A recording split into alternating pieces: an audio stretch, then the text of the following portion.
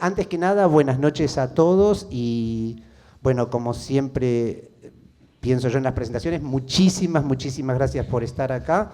Yo creo que una presentación de un libro siempre es algo muy grato y muy placentero, pero soy consciente también de que un día de semana, al final de una jornada, es en algún sentido un esfuerzo desviarse del camino a casa para ir a oír hablar de un libro que uno no leyó y que todavía no sabe si le interesa o no. En este caso, ojalá que sí, y si me lo permiten, estoy convencido de que así va a ser. Con este libro, el informe de la primera expedición de los viajes del Beagle de Philip Parker King, ya con esto te lo devuelvo, para evitar mal citarlo. Eudeva y el Museo del Fin del Mundo dan inicio a la publicación de lo que se conoce o nosotros conocemos como la saga del Beagle. Yo creo que todo el mundo sabe algo del Beagle, un barco que se ha convertido, no sé, en algún sentido en una leyenda. La saga del Beagle está compuesta por los dos viajes que hizo el bergantín, un bergantín modificado, un curioso bergantín de 3 palos, el Beagle, que hizo a Tierra del Fuego y en el segundo viaje alrededor del mundo entre los años 1826 y 1836. Ya les contarán algo seguramente les contarán algo sobre las características, por lo menos de este primer viaje, y sobre las circunstancias y los objetivos en que se desarrolló. Federico Lorenz y Gastón Burucúa, los dos historiadores que nos acompañan, pero lo que yo puedo decir, bueno, 2 cosas en realidad quisiera decir, solamente 2, y prometo ser muy breve. Lo que yo quisiera decir sobre esta saga del Beagle. Fueron 10 años desde los viajes del capitán Cook, que pasó cerca de 15 años en un viaje prácticamente ininterrumpido, con escalas de menos de un año y medio en Inglaterra. No hubo muchas expediciones de ese alcance. 10 años en los cuales también la estadía en Inglaterra entre uno y otro fue muy breve. Y bueno, yo de algún modo nos invito a pensar en todo lo que ocurre a lo largo de 10 años, en todo lo que ocurre en la vida de cualquiera de nosotros. Perdón, hago un paréntesis para dar la bienvenida a Luis Orquera, autor de un brillantísimo prólogo de la saga del Beagle. Muchísimas gracias, Luis, pensamos que no ibas a poder venir, muchísimas gracias por estar acá. Lo que decía eso es que los invito a que piensen todas las cosas que pasan a lo largo de 10 años en la vida de cualquiera de nosotros, y de algún modo haciendo un esfuerzo de imaginación, los invito a que piensen cuántas podrían pasar si durante esos 10 años estuviéramos recorriendo lugares prácticamente desconocidos, entrando en contacto con personas, con pueblos, con circunstancias, con animales, con plantas, con una naturaleza completamente desconocida. En este viaje está contado buena parte de todo eso. Y diría, para agregar algo más, que además de esos 10 años en la vida de cualquiera de nosotros, y además de las circunstancias particulares de esos 10 años en la vida de los protagonistas de estos libros, ¿qué años que fueron, no es cierto? Es decir, pensemos en 1826 a 1836, no sé, lo que podemos, por ejemplo, saber del Colegio de Historia Argentina, ¿no es cierto? De Rivadavia, la Guerra del Brasil, la primera gobernación de Rosas, la primera campaña al desierto, el inicio de la segunda gobernación de Rosas. La saga del Beagle fue de algún modo, la ocupación de Malvinas, por supuesto, la saga del Beagle de algún modo transita todos esos procesos.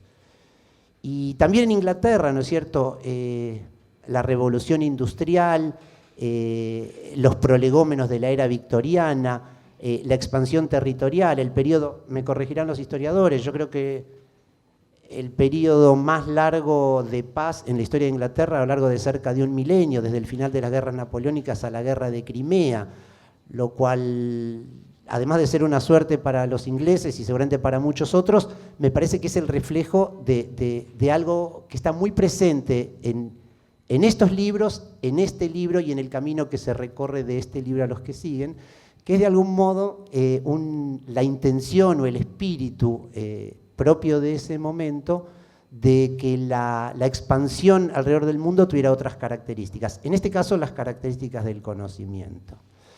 No sé que me estoy metiendo en territorio pantanoso, sobre todo por la gente que me acompaña y además porque me prometí ser muy breve.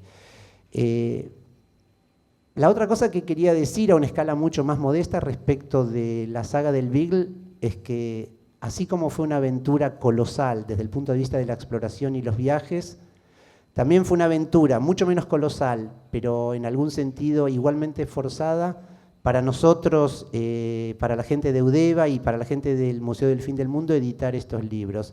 Yo sé que editar un libro ahora y 2 libros en los próximos meses parece un objetivo bastante modesto, pero la verdad es que son libros muy largos, son libros caros, por lo tanto, son libros complejos de corregir, complejos de editar, muy complejos de traducir, y en los cuales uno siente que hay un compromiso muy especial, un compromiso que para mí esta colección nos ha impuesto a todos a lo largo de los últimos 10 u 11 años, creo que ya llevamos haciendo la colección.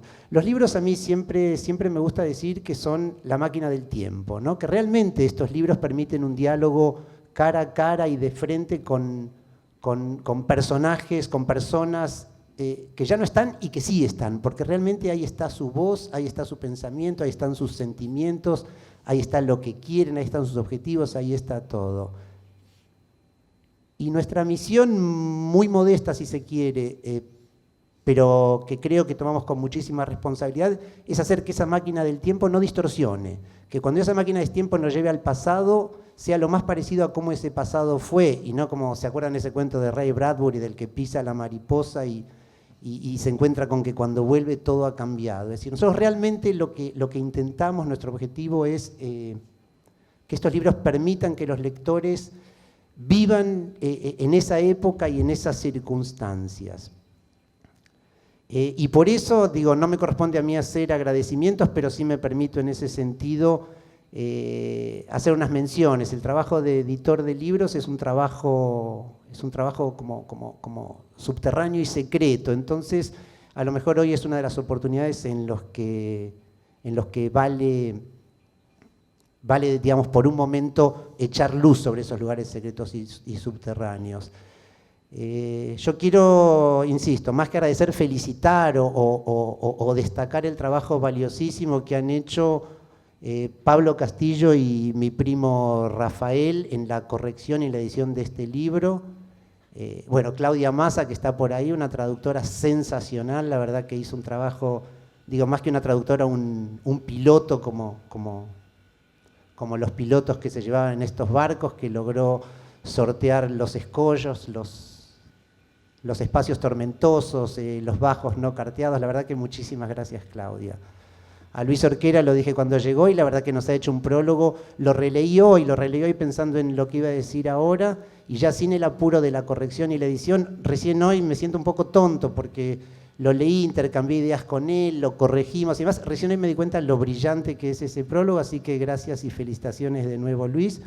Lo mismo digo para Federico, que está acá, que hizo el prólogo específico de este libro, y por supuesto a Gonzalo Álvarez, que además no lo presenté antes y me disculpo, el presidente de Eudeva, y con esto termino y lo juro de verdad. El presidente de Eudeva, que lo que hace con esto es un gesto, es una declaración de esas que valen muchísimo y que en mi modesta opinión las editoriales argentinas deberían hacer más seguido, de que se puede hacer en la Argentina de hoy, en Buenos Aires, en una editorial con sus luces y sombras como es Eudeva y como son tantas otras de las editoriales que hay en la Argentina, se puede hacer un libro, una máquina del tiempo como esta. Yo estoy seguro, yo creo que no se ha editado nunca en castellano esta serie completa, y ni siquiera el libro de Darwin en la versión que nosotros pensamos editar, que es la primera, que es la del Darwin recién desembarcado. Y estos son libros que, no lo sé, pero yo imagino que por los próximos 20, 50, 100 o 200 años, esta va a ser la fuente en la cual todo aquel que quiera saber algo sobre la saga del Beagle a la que va a recurrir. Y la verdad que esa es una declaración, bueno, una declaración que a mí me pone orgulloso que haga Eudeva. Bueno, y por último también quiero agradecer que están acá a Luis Bobbio, director del Museo del Fin del Mundo y corresponsable de estos libros, y sobre todo guardián de los originales. En el museo se guardan los originales de todos estos libros. Y a Daniel Martignoni, gracias a quien conseguimos buena parte del dinero sin el cual estos libros no se hubieran podido hacer. Mil disculpas por la extensión y muchísimas gracias, y ahora los dejo de verdad con quienes van a presentar este libro. Entiendo que primero Gonzalo Álvarez, presidente de UDEVA. Gracias. Muchas gracias, Alejandro. Bueno, en primer lugar, en nombre de la editorial de la Universidad de Buenos Aires, les quiero agradecer que nos acompañen en la presentación de este nuevo título de la colección reservada al Museo del Fin del Mundo. Y también, por supuesto, agradecerle a Eterna Cadencia que nos albergue, nos dé este hermoso lugar para poder estar presentando este libro.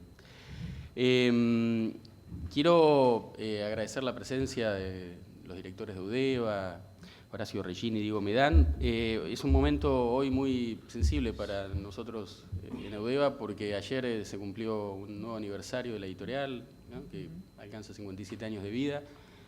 El 24 de junio del 58, ahí Riccieri Frondizi estampó con su firma el acta de constitución de la editorial. Y si bien no somos quizás muy afectos a grandes conmemoraciones, digamos, sin contenido, la verdad que han circulado unos mails entre ayer y hoy muy agradables, nos ha puesto muy feliz ser parte de la editorial. Nos pone muy feliz ser parte de la editorial, y estar presentando un libro el día siguiente al aniversario es un motivo más de alegría. Podríamos pensarlo como un pequeño homenaje a Riccieri Frondizi, digamos, a los padres fundadores de la editorial, ¿no?, a Arnaldo Orfila Reynal, a José Babini y, por supuesto, a su primer gerente general, al gran Boris Spivakov. Yo quería hablar de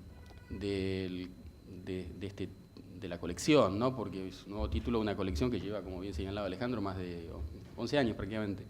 Y no tengo dudas de que cuando Orfila Reynal redactó en muy poquitos días el anteproyecto de la editorial, ¿no?, tuvo 2 meses contratado por la UBA para pensar lo que serían 60 años de edición en la Argentina y seguramente en la hoja de ruta de la edición universitaria en América Latina.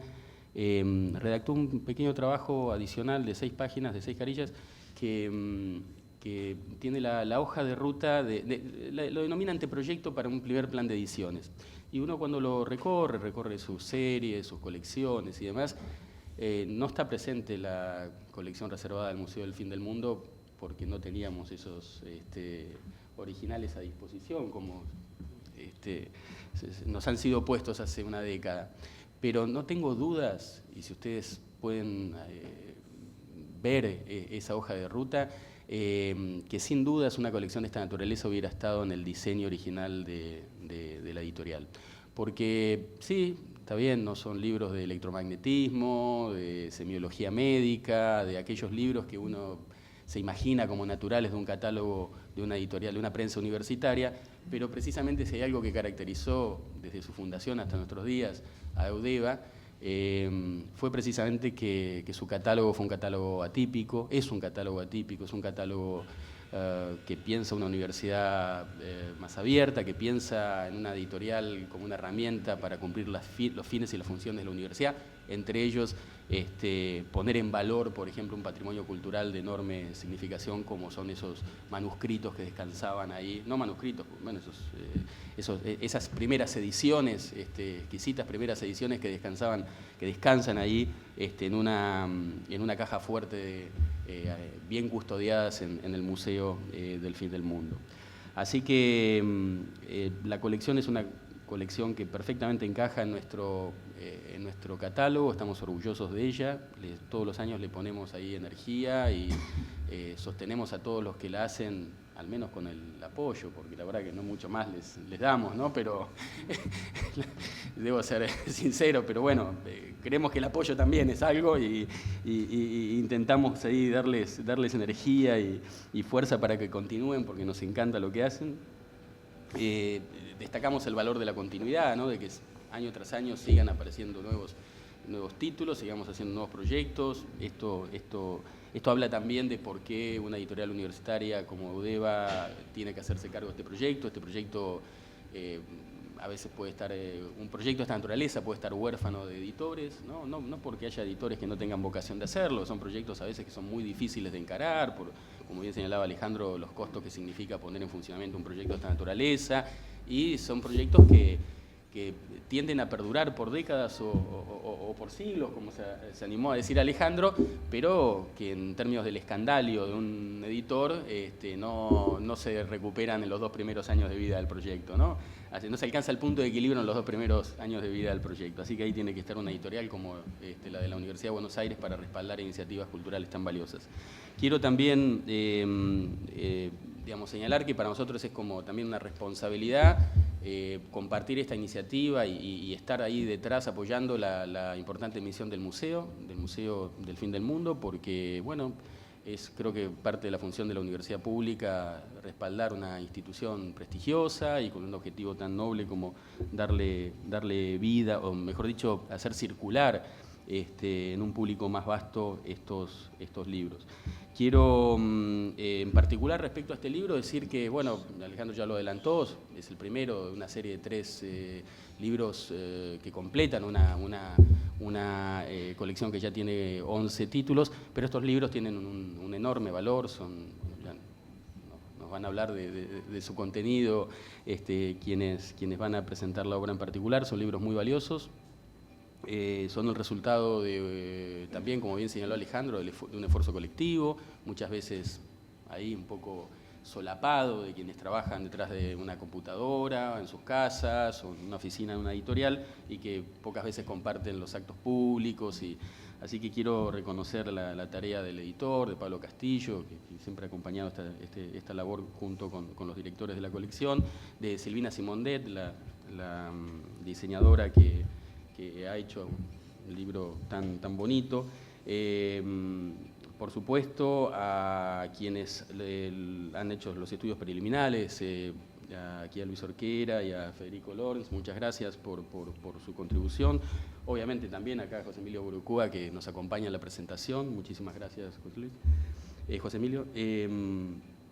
Y por supuesto, para cerrar, no quiero abusar de su amabilidad, quiero agradecer a los 2 directores, a Rafa y a Alejandro, porque sostienen esto a pulmón. La verdad que sin la energía y sin el compromiso que le pone esta colección no existiría. Es cierto que después muchos más colaboramos, muchos más nos encolumnamos, pero tiene que haber ahí una tarea de conducción. Y yo cuando los veo a veces ahí batallar con cada uno de estos proyectos, un poco más acordar a muchos de los protagonistas de estas novelas, ¿no? Que a veces novelas, son como novelas. Si uno se las lee con el entusiasmo de una novela, por más que sea la bitácora, de la bitácora real de un capitán al mando de un buque. Pero estos libros dan cuenta de personajes que cada mañana se levantan y tienen que pensar cuáles van a ser las vicisitudes con las que van a enfrentar ese día, que sin duda va a haber, ¿no? Porque todos los días hay algún temporal que afrontar, cada día hay algún inconveniente con la embarcación, alguna nueva enfermedad que los azota, alguna nueva inclemencia, algún problema climático que los afecte, y sin embargo esta gente se va superando, las va enfrentando, y a veces cuando los veo ambos conduciendo este proyecto, creo que sin lugar a dudas se deben identificar con los protagonistas de estos libros. Así que nada más, muchísimas gracias por acompañarnos y ojalá que la colección siga tan viva, vigente y fuerte como lo ha estado hasta ahora. Gracias.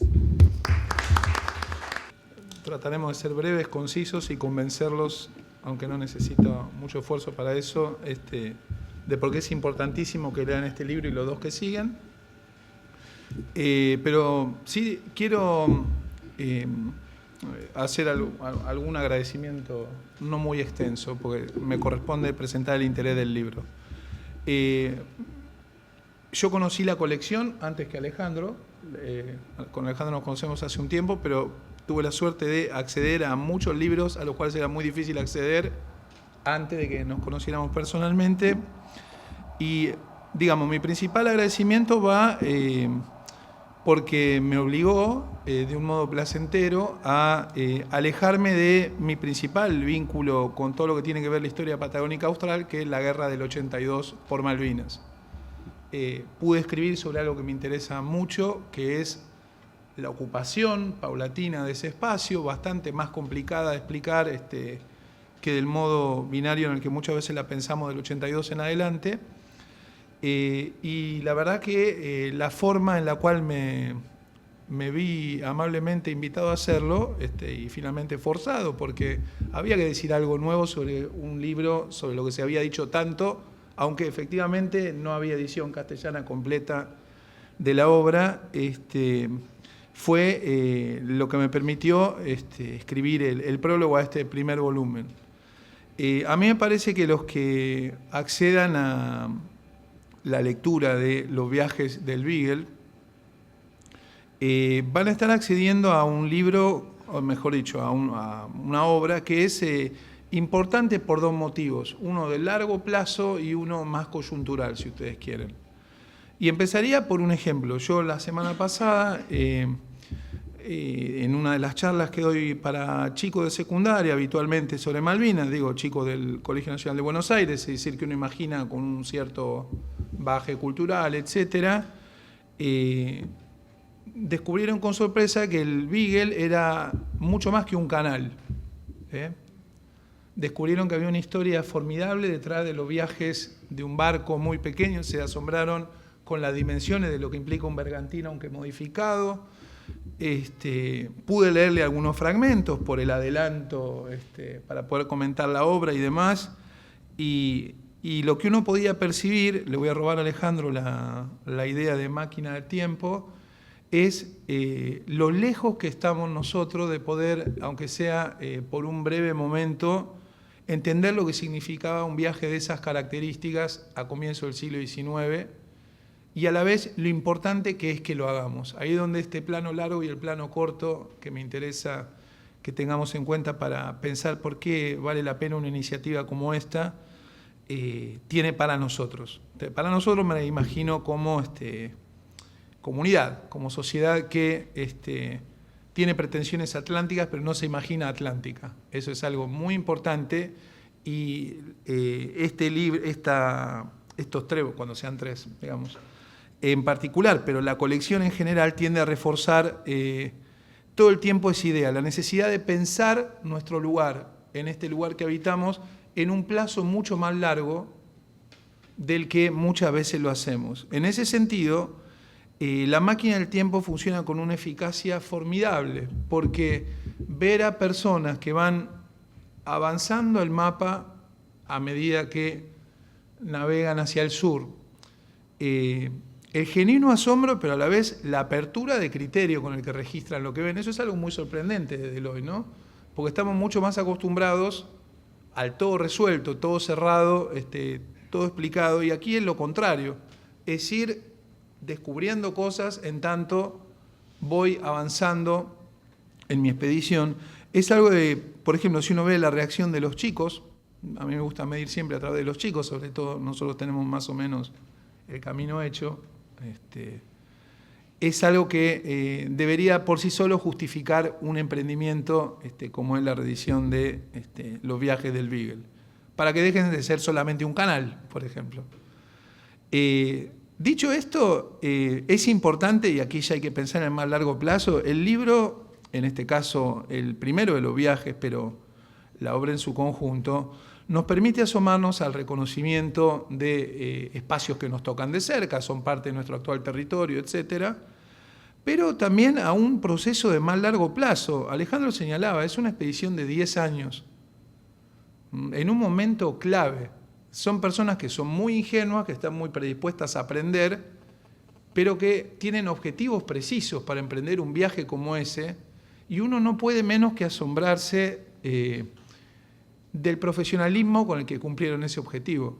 O sea, visto desde hoy, el registro que estas expediciones producían, y eso es algo que aparece muy claramente plasmado. Comentamos, bueno, el trabajo editorial posterior también para citar las referencias, aludir a la bitácora de otros navegantes, etcétera. Es algo que es formidable, da muchísima envidia también. no las condiciones probablemente que vivieron para cumplir con ese objetivo, porque eso también el libro lo transmite con muchísima fuerza. Vuelvo a decir, hay que imaginarse en un lugar desconocido, en condiciones como las que les tocó transitar, y al mismo tiempo cumplir con la misión de cartografiar y relevar las rutas y los recursos de esos territorios. Tuvieron tiempo para eso a pesar de esas adversidades y esas complicaciones. Entonces, puesto en contexto el libro, en un plazo más amplio que el viaje en sí mismo significa, nos lleva a ese par fascinante, me parece a mí, que tiene esa primera mitad del 19, fascinante con sus claroscuros, por supuesto, que son estas expediciones que tuvieron tanto de militares y de comerciales como de científicas. Lo inclasificables que son muchos de estos personajes, aunque les podemos ascribir un rol específico, tienen un lugar claro en la tripulación, tienen una tarea específica, pero están haciendo muchas cosas a la vez. Y creo que eso es lo que le da más riqueza al registro también. Porque tienen que estar atentos en distintas claves a todo lo que surja.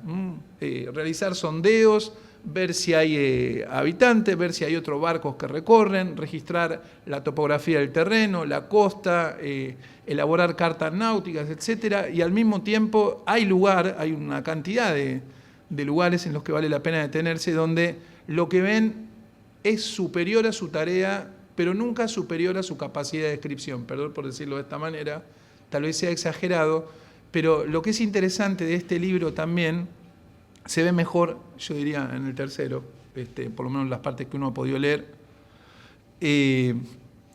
es la certeza que ya tenían unos cuantos habitantes de lo que es Occidente, insisto, con sus claroscuros, de que estaban en condiciones de dominar esa naturaleza que estaban cartografiando. Impresiona muchísimo leer eso también, de Deloy sobre todo. Eso es muy impactante, y la decisión de funcionar solo como cápsula de tiempo, ofreciendo sí elementos para una mejor comprensión de lo que estamos leyendo, porque también una cápsula de tiempo es un gigantesco anacronismo. El tema es cómo transformamos el anacronismo en algo productivo, en algo de lo que aprendamos. Esa idea de personas que se asombran, que corren peripecias, que tienen que afrontar debilidades humanas, el caso del primer viaje, el azar que llevó a que el capitán del Beagle fuera Fitzroy y no quien era inicialmente. Yo en algún lugar del prólogo planteo, bueno, es historia contrafáctica, pero ¿qué hubiera sucedido si Fitzroy, con sus ambiciones personales, además de que era un gran marino y un gran científico, no hubiera devenido en capitán del Beagle? ¿Qué estaríamos presentando hoy? Yo pienso que estaríamos presentando otro viaje, pero es el del Beagle con todo lo fascinante que tiene.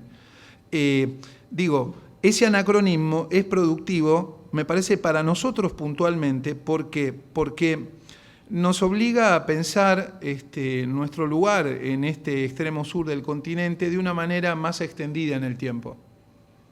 Nos obliga a ver las oleadas de reconocimiento, ocupación y también disputa por el espacio. Los tomos que siguen nos tocan directamente porque tienen que ver con Malvinas. Incluso fíjense lo que significa un viaje largo, antes y después de la ocupación británica de 1833, nos obligan a pensarnos, o deberían, eso es lo que me gusta de un emprendimiento como a pensarnos de otra manera. Por eso comentábamos también antes de empezar, y es una idea que me interesa traer para reforzar el valor que tiene un trabajo como que es muchísimo trabajo, yo no me lo puedo nada más que imaginar. Si yo hago la proyección de la cantidad de intercambios que tuvimos para el prólogo, no puedo imaginarme para el conjunto, o al menos solo me puedo aproximar a eso, es que nos da más elementos para argumentar. Argumentar es riesgoso, y en un sentido puede ser tan riesgoso como emprender una expedición hidrográfica como la que emprende el Beagle en 1826. ¿Por qué es riesgoso? Porque muchas cosas que damos por ciertas, me parece a mí que deben ser revisadas, no en un sentido meramente impugnador, sino en el sentido, en todo caso, reactualizar nuestra relación con los espacios, con los lugares y con las historias. Pero a mí me resulta altamente sintomático que un libro tan importante para una historia tan importante como es la historia del Atlántico Sur para nosotros, o como debería serlo, esto lo podemos pensar de la manera que quieran, sea traducido de manera completa por primera vez al castellano tantos años después. No es que no se disponía de esta obra, pero era muy difícil acceder a ella. Si no estaba bajo 7 llaves en algún lugar, está en el tesoro de la Biblioteca Nacional, en una edición posterior, o son citas de citas de citas. Quienes quieran revisar nuestras relaciones con el Atlántico Sur, a partir de este momento, van a poder directamente acceder a la versión original de quienes registraron en algunos momentos por primera vez las características de esos espacios para nosotros centrales. Solo por eso hay que celebrar, a mí me parece, una iniciativa como esta. Insisto que es un libro que se puede leer en esa clave, se puede leer, vos usaste la palabra novela, efectivamente es un formidable libro de viajes. Los libros de viajes son las mejores novelas que existen probablemente porque incluyen todo, este es un caso, y en ese sentido cumple una función doble, cumple la función de dejar, de clavar picas en Flandes de nuestra memoria larga, esta memoria larga que nos vincula de modo desparejos a los territorios australes, pero sobre todo, me parece, aquí hablaron de esfuerzo, de apoyo, de entrega a una tarea. Yo pienso que editar libros como estos, que ustedes estén acá en una presentación, como hizo Alejandro un día de semana, que hayamos pensado qué podemos agregar a una historia que por sí sola es tan importante, habla de una palabra que a mí también me parece importante en términos de transmisión del conocimiento. El libro permite anclar el conocimiento, y ahí está la imagen de la máquina, me parece como formidable. Pero a mí me parece que también es un acto de generosidad muy importante, porque cuando nosotros trabajamos en esfuerzos como este, en un libro viejo, diría uno de mis alumnos, ¿por qué reeditar un libro tan viejo? Y la respuesta es que, o por lo menos la que yo le daría y la que me interesa transmitirle a ustedes, para explicarles por lo menos el sentido de por qué vale la pena asomarse a esta obra, y lo importante que para mí fue pensar qué podía decir para el prólogo, en el prólogo, lo voy a agradecer, en uno de los prólogos, pues son 2, es que los nuevos, los chicos, los jóvenes, se relacionen del modo que deseen, me gusta decirlo así, con un pasado que los que tenemos una edad algo mayor, que la de nuestros alumnos en presente, no era transmitido de un modo tan abierto y diría tan completo también, porque aquí va a haber un acceso directo a las fuentes. Eso es generoso y es democrático, y aquí retomaría la idea de que es muy bueno que instituciones públicas sostengan estas cuestiones. Me parece que es central, marca una gran diferencia, y es muy bueno poner en contexto una obra como esta de un proceso más largo de revisión de nuestra relación con nosotros mismos. En ese sentido, Los viajes del Beagle sin duda son un libro central para hacerlo. Para que deje de ser el Beagle solamente un canal. A lo mejor nuestras relaciones con esos espacios también dejan de ser también tan lineales, para bien y para mal. Así yo no tengo más que celebrar la salida del primero de los volúmenes. Agradecer de verdad, Alejandro, saber la cantidad de veces que hablamos, lo que para mí significa Tierra del Fuego y Malvinas, poder estar como parte de esto humildísimamente, ni siquiera parte de la tripulación, pero ahí estamos. Realmente me parece importante y me parece que es el camino para construir mejores relaciones con el pasado y con nuestro acervo, porque también nuestro acervo cultural, aunque sea, termino con una chicana, un viaje inglés, ¿sí? Así que muchas gracias. Buenas tardes y gracias a Udeva, gracias a Alejandro y Rafael por esta invitación, que me ha puesto en contacto con este libro que nunca había leído, sí, el volumen 3, pero diría que no leí ese volumen 3, sino otra cosa. En ese sentido creo que ha sido esclarecedor el prólogo de Orquera, al que enseguida me voy a referir. Ante todo quisiera decir que la traducción es extraordinaria. Leer este texto en esa traducción es una maravilla, porque se cumple acá el desideratum de toda traducción, que como pretendía Cortázar, que es que uno lo lee en un perfecto, en la lengua que domina, en la lengua propia, y después cuando pasa el tiempo no recuerda si lo ha leído en la lengua propia o en la lengua original. Y eso se ve en esta. Yo digo, el trabajo de erudición y de filología que hay detrás de esta traducción, porque los nombres de las especies, de la flora, de las flores, de las plantas, de los pájaros, de los peces, están todos volcados en castellano, y por mirar, me fijé en los nombres en inglés. Realmente ahí hay un trabajo de nombre por nombre, y en muchísimos de ellos no aparecen ni siquiera en los buenos diccionarios. Es decir, que aquí ha habido, por cierto, un trabajo en enciclopedias, un trabajo de filología auténtico, extraordinario. Y aparte el estilo, ¿no? La perfección y la transparencia del castellano en que esto ha sido volcado. Por suerte están estos dos prólogos, que uno es el de Luis Orquera sobre los viajes del Beagle en general, y el otro el de Federico Lorenz, al que él llama Una cruz en un lugar desolado. El texto de Orquera coloca a este libro en una constelación muy amplia de otros textos, de otros libros, Bougainville, Cook, La Pérouse, Antonio de Córdoba, y analiza además la propia, podríamos decir, constitución de este texto particular en su primera edición de 1838. Y aclara una cantidad de procedimientos que son los que rodean a la construcción de la edición, y que, como ha insistido tantas veces Roger Chartier, que se ha dedicado a estos temas, problematizan la función autor, ¿no? Si bien creo que es correcto haber puesto aquí Philip Parker King, es un poco, esta es una atribución que podría haber abrazado al propio Fitzroy, quizá, ya creo, en este primer volumen, aunque es el propio Fitzroy que va a pretender que esto es obra casi por entero de King, pero yo no lo creo, y voy a dar mis motivos por los que... Y Luis creo que tampoco lo cree.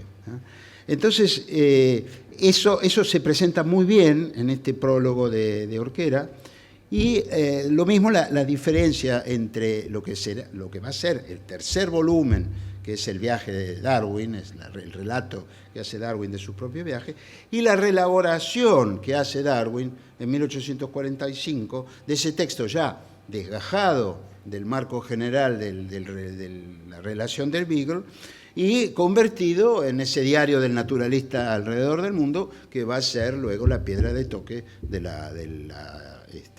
libro sobre la evolución de las especies.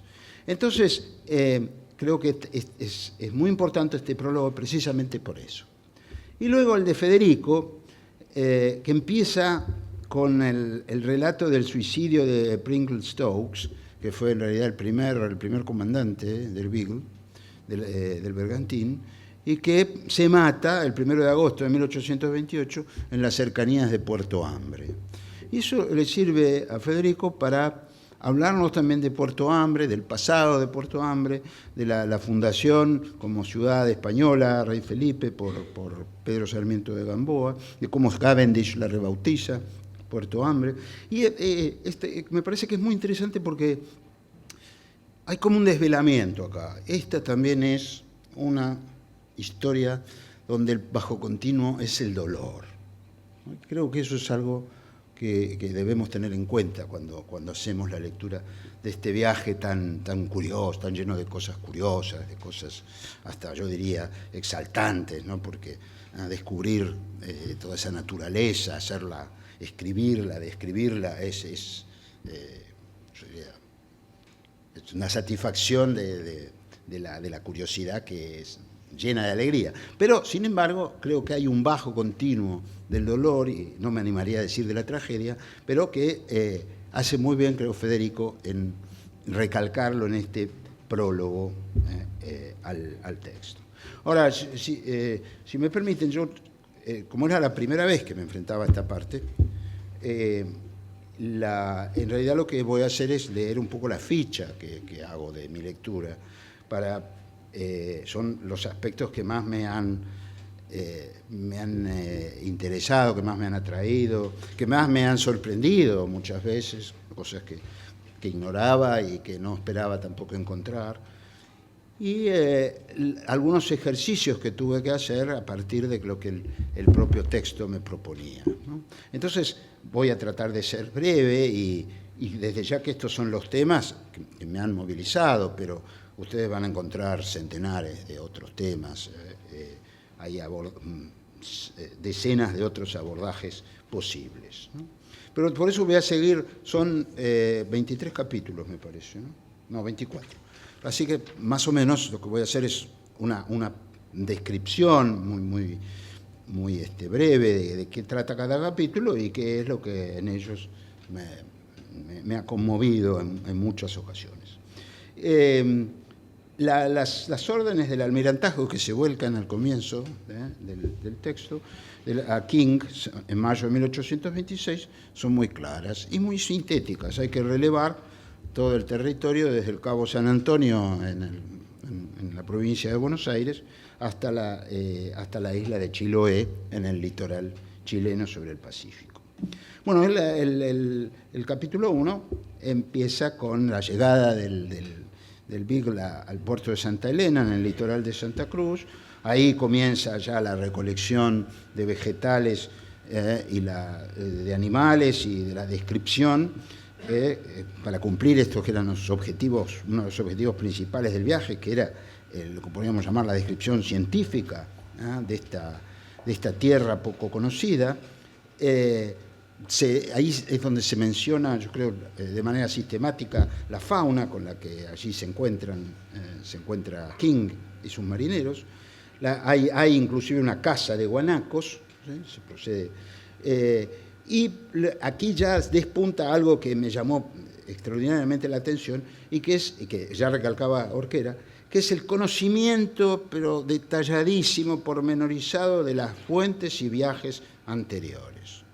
No solamente estos que cité a propósito del prólogo de Orquera, Bougainville, Córdoba, sino el padre Faulkner, el viaje de Anson, por supuesto, Córdoba, como ya mencioné, y muchos más anteriores que van a ir apareciendo a lo largo del texto. Por ejemplo, Pedro Sarmiento de Gamboa, Loaiza, son textos que van a... Y aparecen también una serie de referencias a autoridades científicas, podríamos llamar, a la Encyclopédie Méthodique, al Dictionnaire d'Histoire Naturelle. Y claro, cuando empecé a enumerar, digo, bueno, había una biblioteca importante dentro del barco, no.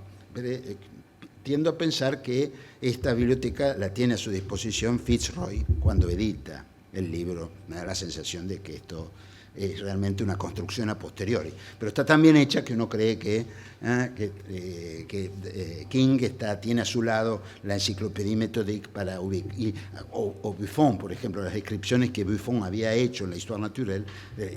Imposible tener esa cantidad de volúmenes que tenía la Histoire Naturelle en el Beagle. Pero de todas maneras es muy probable que en la cabeza de King ya en ese momento estuvieran presentes estas como lecturas hechas a priori.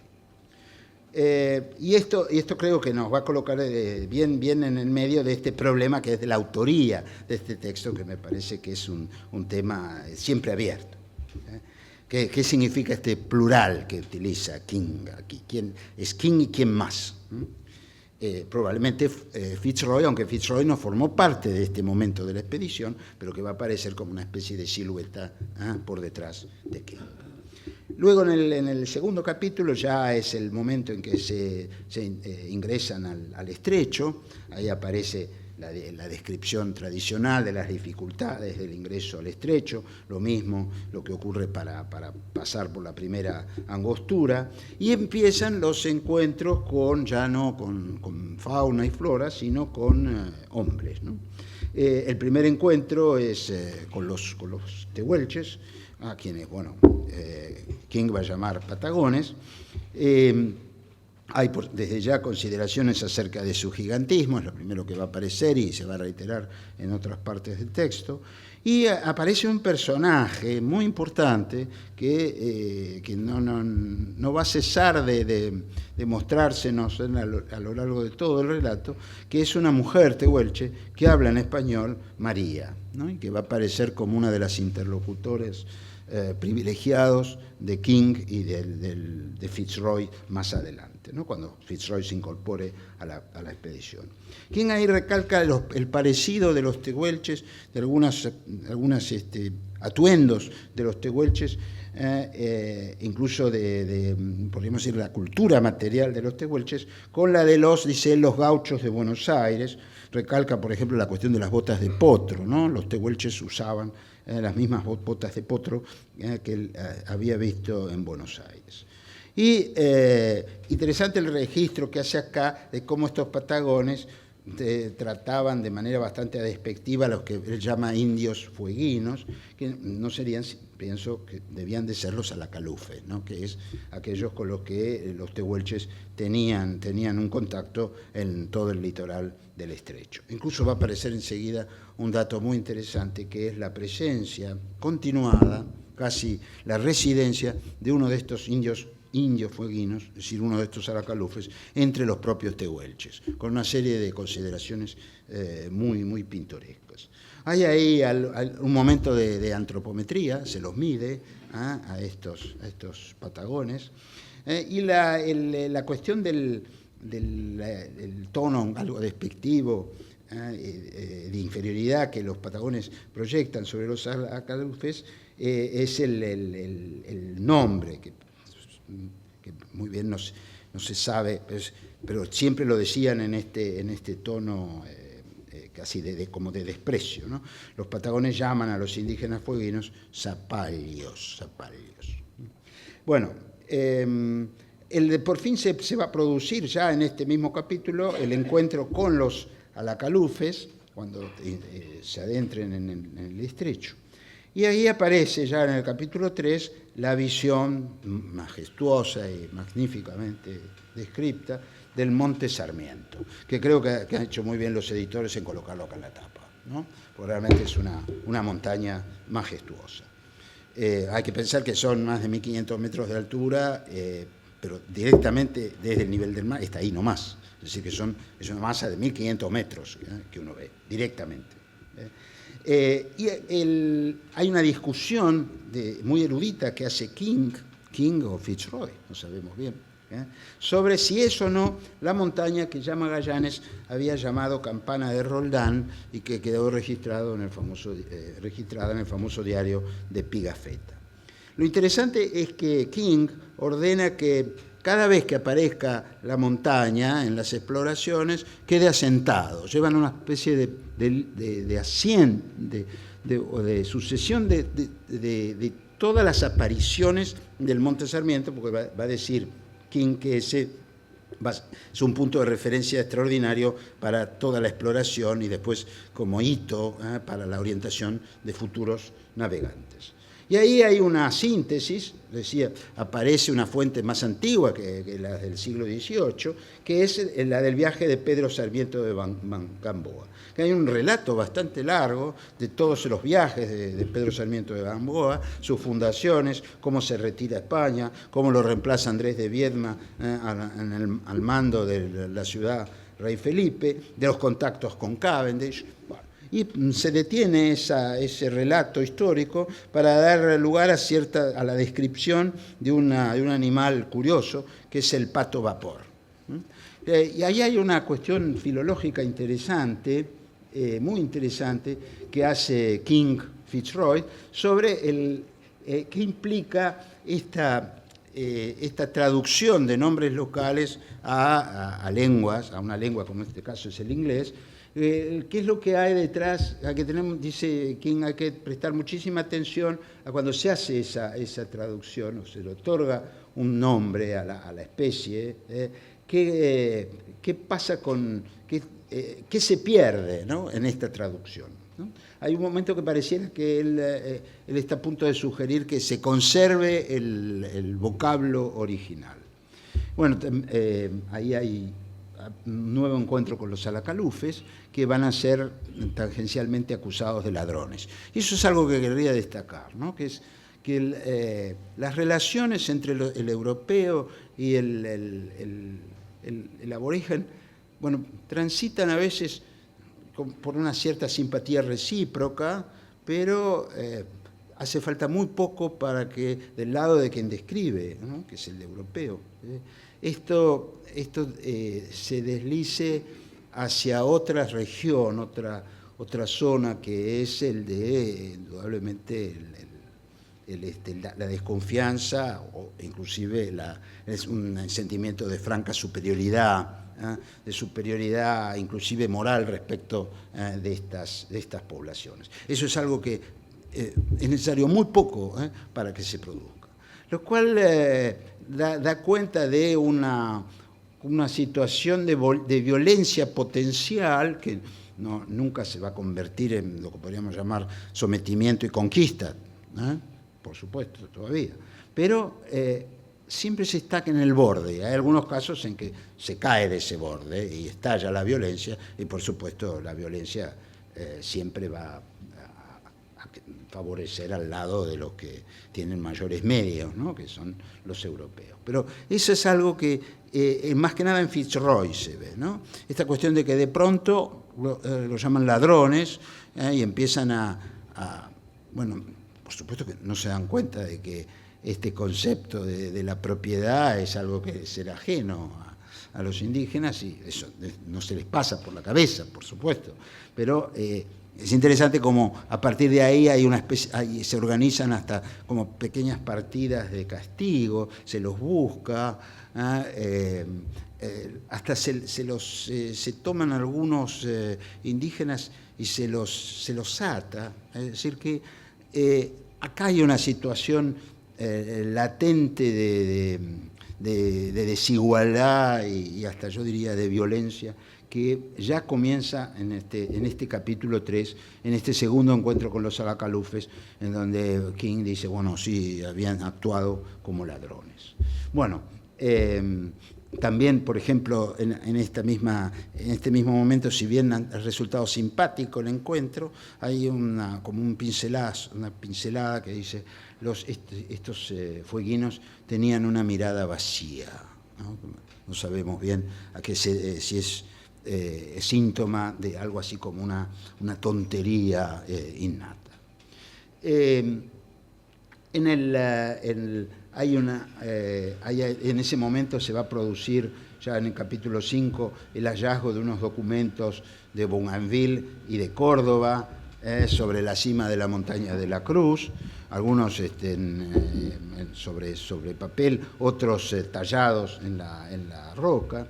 Y ahí se produce otra vez un nuevo contacto con los tehuelches y la reaparición de María, ¿no? Aparece siempre este personaje, esta mujer que habla en castellano. María, que en ese momento se muestra, por lo menos a los ojos de King, como una suerte de maga, de hechicera, incluso sacerdotisa. La palabra sacerdotisa va a aparecer por allí. Y dice King que hizo frente a los ingleses una invocación a su Dios supremo, ¿no? Dice a su demonio supremo. Y acá es muy interesante porque trae a colación el famoso nombre que habría pronunciado María de Setebos, ¿no? Que ya había sido un nombre mencionado por Pigafetta, ¿sí?, y que va a aparecer nada menos que en La Tempestad de Shakespeare. Y ahí está la cita del momento de la tempestad en que Caliban habla de su abuelo, que habría sido este Setebos, de manera que es muy probable que Shakespeare hubiera leído el diario de Pigafetta y hubiera espigado ese nombre de allí. Bueno, y ahí hay toda una serie de tratos con la familia de María, quien en su carácter de chamán, podríamos decir, va a hacer una ceremonia de lo que ella va a llamar su Cristo. Es decir, me quiso mostrar, dice King, su Cristo. Su Cristo, que es bueno, no sabemos muy bien si es este espíritu al que antes King ha llamado demonio supremo, pero lo que llama la atención es que en esa ceremonia del Cristo de María hay un ritual de sangrado. Esto creo que es muy interesante como como dato antropológico. Bueno, hay una visita a la tumba, a las tumbas de ese asentamiento tehuelche, y otra vez una serie de disquisiciones sobre las características físicas de los patagones, con una cantidad apabullante de citas de las fuentes desde Picafetta y Loaiza en adelante. Y ahí es donde King subraya la presencia de un fueguino en el campamento de los tehuelches, lo cual realmente es un detalle, creo que muy importante. Ahí se va a producir un primer regreso a Río y Montevideo, donde se adquiere una goleta, la Adelaide. Ahí King confiesa haber recibido datos directamente de un acompañante de Malespina en su expedición de 1798-99, y el regreso a el Estrecho, ¿no? Otro encuentro con el grupo de María, y el nuevo encuentro también con el visitante fueguino en el grupo tehuelche, y dice, se había hecho más robusto gracias a la dieta y a una vida más alegre que la suya habitual. Es decir, que parece que el fueguino la pasaba mejor con los tehuelches. Y ahí hay una serie de regalos que se intercambian, ¿sí? Harina y azúcar les ha llevado King, y recibe a cambio capas tehuelches, como esa magnífica capa que hay, me la figuro, ¿no? Como esa magnífica capa que hay en el Museo Etnográfico, y una cantidad de pieles de guanacos. Y ahí hay una bellísima referencia a la famosa piedra Besoar, que no es más que un cálculo vesicular, ¿no? La piedra de la que hablaban ya los libros de maravillas desde fines de la Edad Media, ¿no? La piedra Besoar es extraída del estómago de un guanaco, y hay toda una consideración sobre el hallazgo de este tipo de piedras y qué serían estas piedras, que demuestran también una gran erudición en ciencias naturales. Creo que esta es una interpolación de Fitzroy, me parece. Bueno, por fin el Beagle llega a Puerto Hambre. Stokes le informa a King acerca de las exploraciones en las costas de Santa Cruz. Hay toda una exploración para ver si existe o no el canal de San Sebastián, es decir, que pasaría del estrecho al Atlántico a la altura de la bahía de San Sebastián. Se descubre que no, y que eso que se presumía un canal es lo que hoy se llama Bahía Inútil.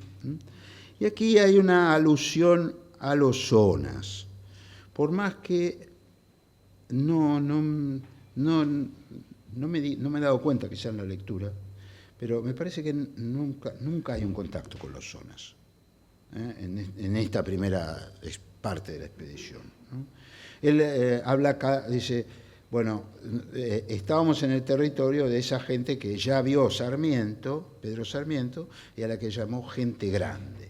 Y esto es muy interesante, porque todo el relato, uno se encuentra frente a estas temporalidades plurales, gracias al conocimiento que tenía King, que tenían tanto King como Fitzroy, de todas las fuentes que están permanentemente allí presentes, ¿no? Entonces, el relato pasa de ese tiempo del presente a todas lo que sería las huellas, los diferentes estratos de la presencia anterior de europeos en ese lugar y en contacto con esos mismos pueblos, ¿no? Aquí hay toda una serie de referencias al qué distinguiría a los acalufes de los patagones en cuanto, por supuesto, al hábitat, al aspecto físico, a la vestimenta. Luego aparece toda la descripción de la fauna que se va a encontrar en las regiones boscosas del sur del estrecho, de los pájaros, la presencia, por ejemplo, de colibríes, pájaros carpinteros, un martín pescador, perdices. Y acá hay una cita,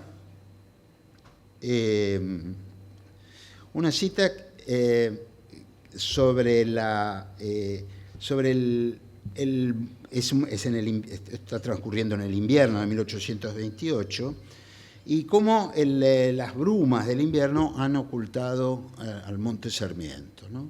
Y entonces cita un verso que dice: Tristis iems montes nivio velamine vestit.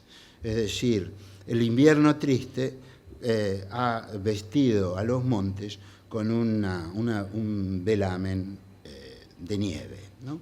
Bellísimo verso, y que he encontrado que hice mi propia búsqueda, y es una rareza, lo cual denota la cultura de quien escribe esto, ¿no? Sea King o sea.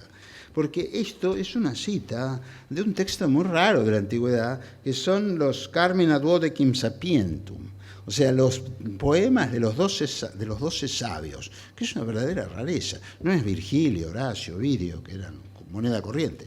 Esto denota una educación clásica muy, muy refinada. Bueno, y extraño, además se ve que lo tenía en la cabeza, ¿no? Que le sale esta cita, ¿no? De esta manera. Bueno, hay ahí un comercio con los alacalufes, nuevamente tehuelches, donde los ingleses pueden comer carne de guanaco y se sienten revivir, y en este momento se produce el suicidio de Stokes, al que se ha referido Federico en su prólogo. Bueno, un animal, acá ya en el capítulo 11, acá hay una cantidad de datos de Azara, aparece ahora la figura de Félix de Azara, es decir, otro autor más de este corpus interminable, y la captura de una mofeta, es decir, de un zorrino, ¿no? Y la captura también de un cóndor que se va a destinar al Museo Británico. Y ahí hay una referencia interesante en la página 179, porque ahí se va a producir un nuevo regreso a Montevideo y Río, sobre todo por la muerte de Stokes, ¿no? Hay una referencia interesante a que estamos a fines del invierno del 28, si yo calculo que será septiembre del 28, dice, bueno, estaban en tratos Buenos Aires y el Brasil para terminar la guerra, y el resultado, dice, fue francamente favorable a Buenos Aires. Es decir, que esta es la idea que los ingleses tenían del final de ese conflicto. Bien, ahí se va a producir la designación de Fitzroy en Río de Janeiro como comandante del Beagle, y ahí es cuando él se va a incorporar a la expedición. Hay un momento en que se habla de una manera muy, muy pintoresca y detallada de la llegada del Pampero, ya a comienzos de 1829 a la costa del Uruguay, y cómo está a punto eso de ser naufragar a la pequeña flota. Bueno, pero finalmente en febrero pueden retomar el camino, febrero del 29, y llegar a Puerto Deseado, y luego hasta el Beagle, hasta el Estrecho de Magallanes, donde, bueno, ahí se van a separar, ¿sí? El Beagle y la Adelaide, la goleta, se introduce en el Estrecho de Magallanes, y King, con el Adventure, va a ir por el Estrecho de Lemer hacia el Cabo de Hornos. Van a dar ahí toda la vuelta del sur de Chile, y bueno, van a llegar hasta Chiloé. Es muy interesante la descripción de Chiloé. Después en Chiloé también se les une al Adventure, el Beagle y la Adelaide. Y la descripción de Chiloé es interesantísima. La llama Fitzroy, porque ahora Fitzroy se está transcribiendo el diario de Fitzroy que él llevaba como comandante del Beagle. Dice, bueno, estamos en el fin de la cristiandad. Es decir, el lugar más remoto de la cristiandad. Y por cierto que cuando se va a Chiloé uno tiene esa sensación de estar en un lugar muy, muy remoto, a pesar de que uno puede haber ido a lugares más remotos como en Tierra del Fuego. Sin embargo, Chiloé, no sé qué, hay algo, este detalle además de la cristiandad, se da por la cantidad, porque está sembrado de capillas cristianas, ¿no? Y es algo que ellos destacan esto. Es muy linda la descripción de Chiloé, ¿sí? Hablan del régimen administrativo y político, describe la ciudad de Ancud, que en esa época tenía el nombre de San Carlos, el nombre de la fortaleza había dado el nombre a la ciudad, y hacen una descripción muy ajustada de la arquitectura de madera de la isla, cómo se hace con las tablillas, ellos llaman, que no son sino las tejuelas de alerce,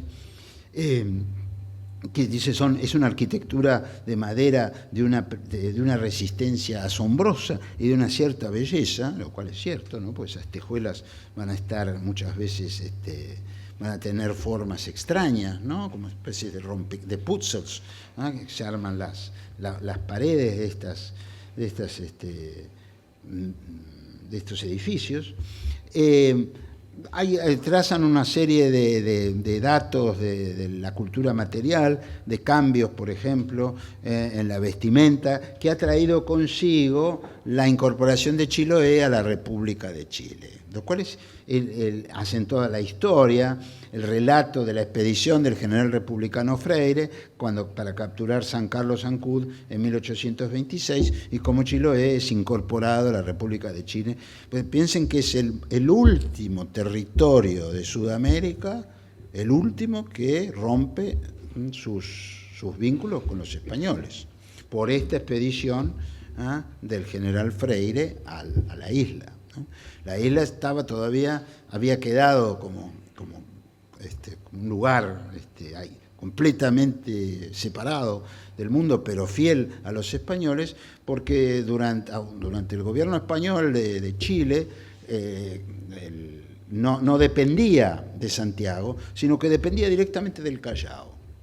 Entonces la relación con el Imperio Español era por medio de un viaje, había a veces 2 viajes por año, o por lo general uno solo, que unía a San Carlos con el Callao, ¿sí? Y esa era la única relación.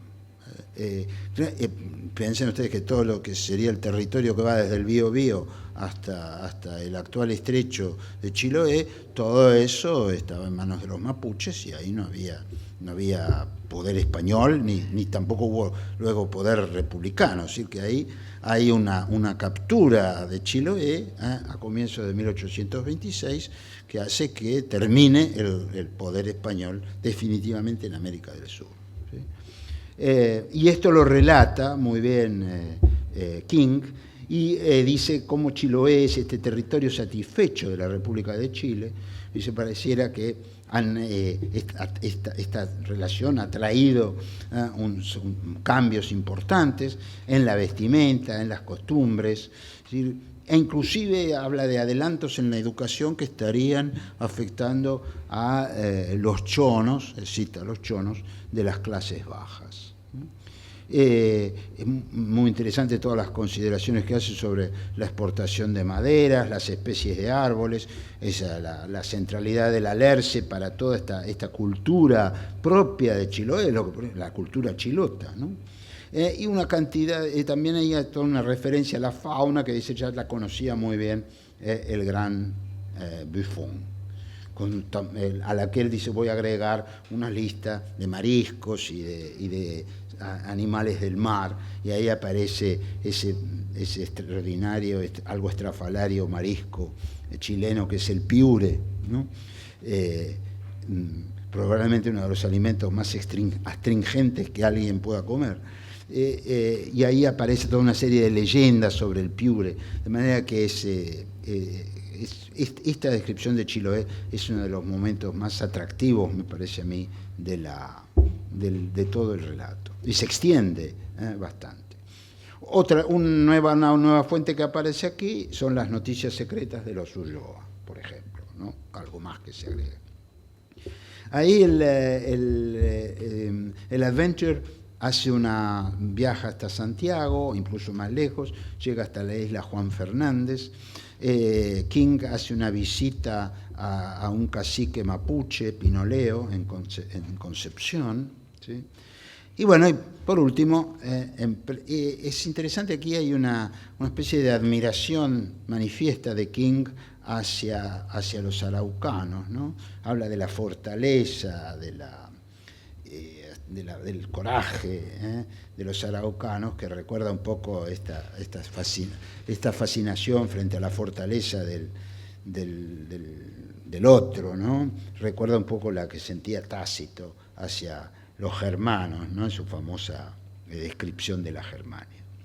Bueno, prosigue, hay un regreso de toda la flota al estrecho, y aquí realmente el relato se va a basar más que nada en el diario de Fitzroy de manera explícita, ¿no? Dice, bueno, ahora transcribimos el diario de Fitzroy.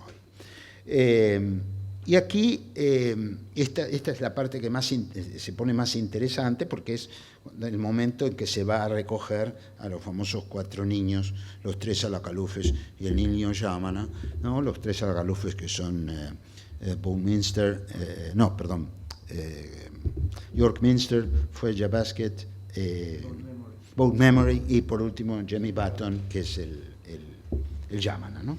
Bueno, pero aquí es donde más me llamó la atención esta cuestión del deslizamiento hacia la violencia en los encuentros, ¿no? Y aparece una cita que me resultó muy interesante como digamos, cultor de la historia del arte, que es yo ignoraba esta presencia de un artista particular, de un dibujante particular, que es un tal Wilson, que está en el Beagle y al que se refiere de manera muy elogiosa Fitzroy. Dice, el señor Wilson hizo algunos esquemas muy buenos. Incluso en esta etapa temprana, sus dibujos ya se estaban convirtiendo en un aporte valioso a lo que habíamos recogido durante nuestra travesía. Y su número se incrementó rápidamente, pues fue mucho el empeño que les dedicó y produjo no solo buenos dibujos, sino también delineaciones muy precisas de la costa. Y efectivamente, algunos de estos dibujos se van a transformar en grabados que después se van a incorporar al texto, a la edición, ¿no? A eso me voy a referir bien al final, porque es lo que más me involucró como historiador del arte, ¿no? La aparición de este dibujante, grabador, provee luego al grabador, y el hecho de que King, el propio King, realiza una serie de dibujos notables, cosa que yo ignoraba. Siempre había supuesto que los dibujos que nosotros vemos asociados con este viaje del Beagle o eran de Augustus Earle o bien de Conrad Martens, que son los artistas cuya participación, sobre todo en la segunda, en el viaje ya de Fitzroy, son los que se conoce que han participado y que han dejado una buena cantidad de croquis e inclusive de acuarelas, de una gran belleza, ¿no? Muchas de ellas eran propiedad de Armando Brown Menéndez hace muchos años y tuve ocasión de verlas. Realmente creo que tanto Earle como Martens eran artistas bien fogueados, no estos, podríamos decir, dibujantes hábiles como podrían ser Wilson o King, ¿no? Iban más allá. Aquí entonces se va a producir un encuentro otra vez con fueguinos. Fitzroy se va a referir a la afabilidad del trato que les ha dado, y sin embargo ese trato se habría visto traicionado por el robo de un bote.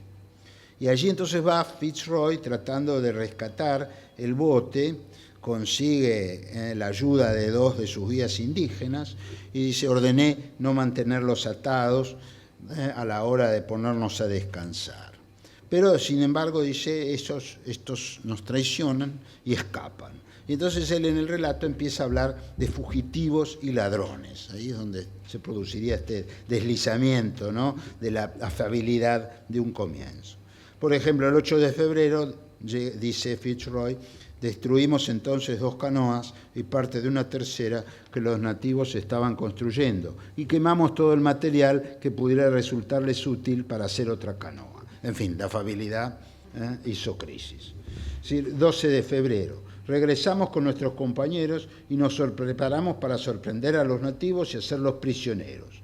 Mi plan era tomarlos desprevenidos y capturar a todos los que pudiéramos para tenerlos como rehenes y poder recuperar nuestro bote, o que nos indicaran dónde estaba. Y a la vez debíamos evitar que ninguno se escapara y alertara al resto. Finalmente ahí se produce un combate, un encuentro, una pelea con los sacalacalufes, disparos, y hay uno de ellos que muere, ¿no? Uno que dice lanzaba piedras con gran habilidad, con gran puntería, sin embargo muere.